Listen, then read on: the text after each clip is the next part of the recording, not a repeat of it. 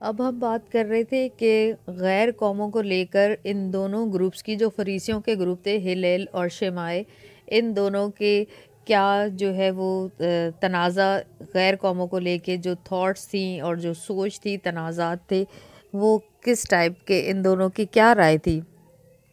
ٹھیک ہے، یہ بہت امپورٹنٹ ہے سمجھنے کے لیے نئے عہد نامے کو. اب جو اسکول آف ہلیل تھے، ٹھیک ہے، اس کی کیا اسکول آف شمائے سے کیا اس کی جو بحث و مباحثہ ہوتا تھا وہ یہ تھا، ہر چیز کے بارے میں دونوں بحث کرتے تھے، جتنے بھی پوائنٹس تھے ریلیجیس پوائنٹ آف ویو سے، کلام مقدس کے حوالے سے. ٹھیک ہے، اور ہم جب اس کا ایک ریفرنس دیکھتے ہیں، جیسا کہ پولس رسول جو ہے اعمال کی کتاب 23 باب 1 سے 9 ہم پڑھیں تو اس میں بھی ان کا جھگڑا ہمیں نظر آتے ہیں. ٹھیک ہے، اور دونوں کی جو ہے مختلف تھاٹ تھی، جو 316 ایسی باتیں تھی جو ایک دوسرے سے وہ تنازع رکھتی تھی دونوں گروپس کے درمیان میں. ٹھیک، اور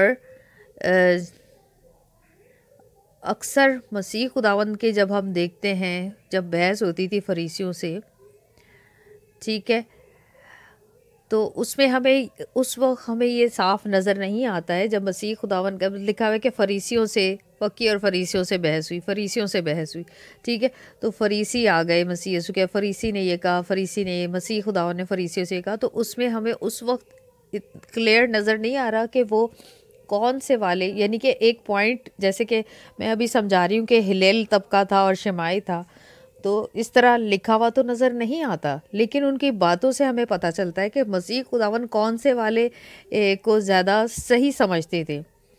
ٹھیک ہے، تو اس کے بارے میں ہم دیکھیں گے کہ جو مسیح خداوند جس کی ایسے لگتا تھا کہ جس مسیح یسوع جس گروپ کے فیور میں، وہ کون سا تھا.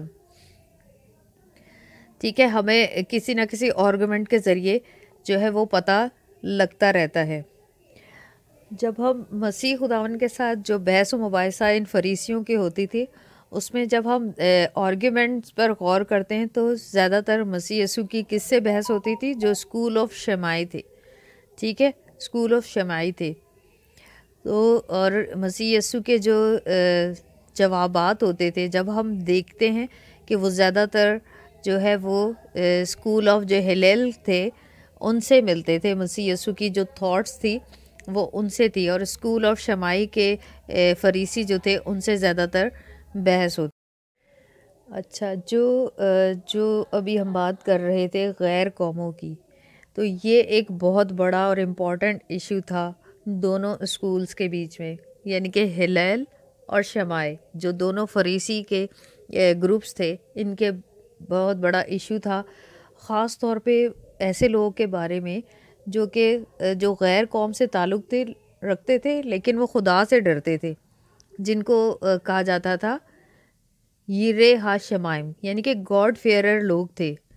اور یہ لوگ پیگن نہیں تھے، یہ بت پرست نہیں تھے، لیکن یہ ڈیووٹڈ تھے. جیسا کہ میں نے مثال دی تھی کہ کرنیلیس تھا، یہ ڈیووٹڈ تھے بہت زیادہ، اور یہ خدا سے ڈرنے والے لوگ تھے.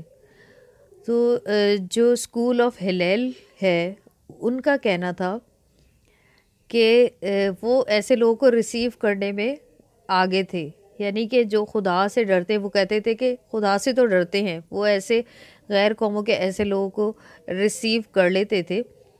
ٹھیک ہے، اگر وہ خاص طور پہ جو نوہائڈ لاز تھے اس کے اوپر چلتے تھے نا، جو خدا سے ڈرنے والے لوگ، وہ ان کو بڑی جلدی قبول کر لیتے تھے. اب جو یہ لفظ میں نے بولا نوہائڈ لاز، وہ یہ نوہائڈ لاز کیا ہے؟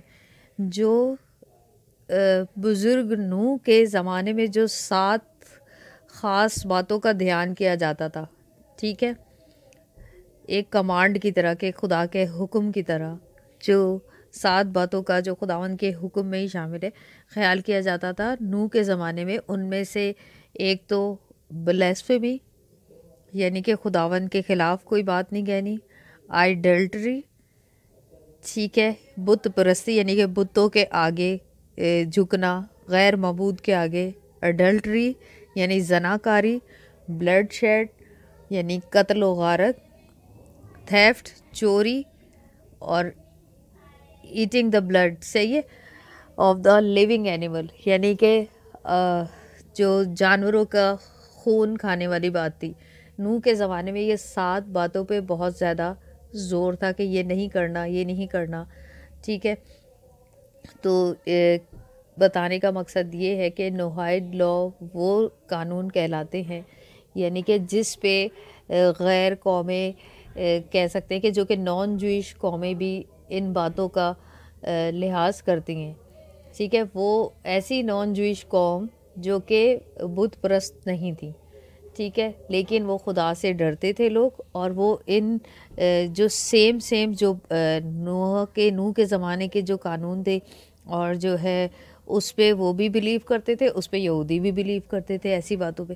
تو ایسے لوگوں کو جو ہلیل گروپ تھا وہ ایسے لوگوں کو جلدی قبول کر لیتے تھے، وہ غیر قوم ہوتے ہوئے بھی، ایز کمپیئر ٹو شمائے جو تھے وہ بڑے سخت تھے اپنے دل میں۔ اچھا، اب جو یہ گاڈ فیئرر لوگ تھے جو کہ بت پرست نہیں تھے، خدا سے ڈرتے تھے، ان کے بارے میں ہلیل جو گروپ تھا وہ کہتے تھے کہ یہ لوگ بھی جو ہیں جو نئی زمین اور نیا آسمان ہوگا اس میں یہ بھی جو کہ ایٹرنل لائف ہوگی، جب ہم سب ریسٹور ہو جائیں گے، ٹھیک ہے، جب ہم سب بچ جائیں گے تو یہ لوگ بھی اس میں شامل ہوں گے، ٹھیک ہے، یعنی کہ یہ بھی زندہ ہوں گے اور یہ بھی اس میں ان کو بھی جگہ مل سکتی ہے عالم ہبا میں، جس کو کہتے ہیں عالم ہبا، یعنی کہ ایک نئی دنیا میں جس میں سب آفٹر لائف چلے جائیں گے۔ جبکہ اسکول آف شمائے کہتے تھے نہیں، ایسا نہیں ہوگا۔ اور وہ کیا یقین رکھتے تھے؟